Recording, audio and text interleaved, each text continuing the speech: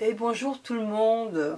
Alors aujourd'hui on se retrouve pour la suite de notre connaissance du tarot. On se retrouve avec la carte numéro 11, la justice.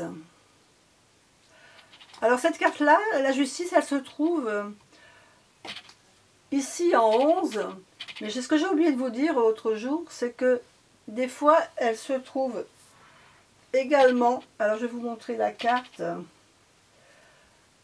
Dans le tarot de Marseille, ce sont souvent des cartes qui sont inversées avec la carte de la force. Elles n'ont pas la même position.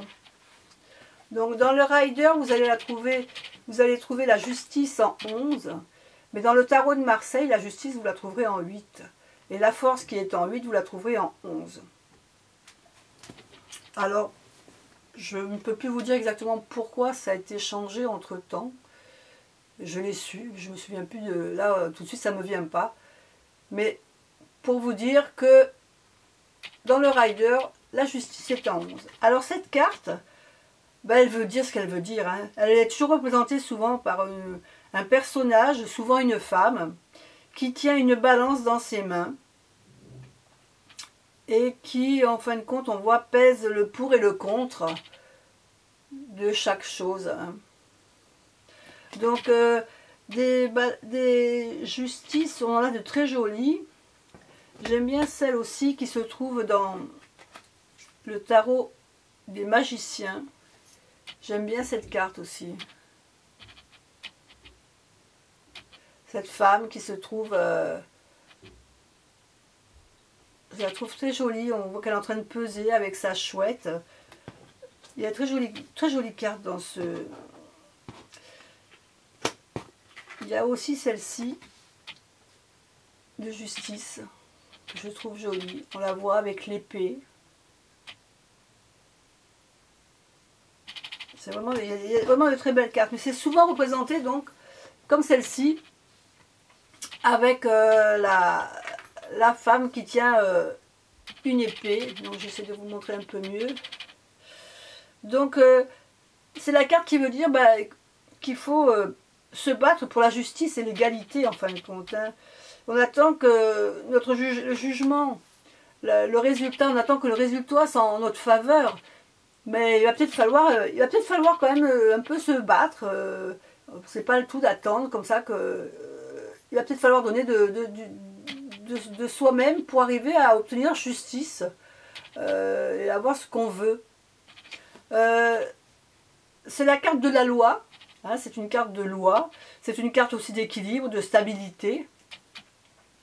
Et c'est la carte, bien sûr, de la vérité qui ressortira donc selon vos actions passées. Ben, en fin de compte, elle sera la bienvenue si vous avez agi dans le bon sens, dans la bonne direction. Sinon, eh ben, ça sera peut-être un signal d'alarme. Hein, elle va vous dire attention, attention. Il faudra peut-être rectifier le tir et faire en sorte d'agir autrement pour avoir la loi, la justice de votre côté. Donc elle peut annoncer donc forcément des jugements, des contrats, des procès qui sont en attente de réponse. Ça peut représenter aussi une carte. C'est une carte aussi qui peut sortir des fois pour un héritage.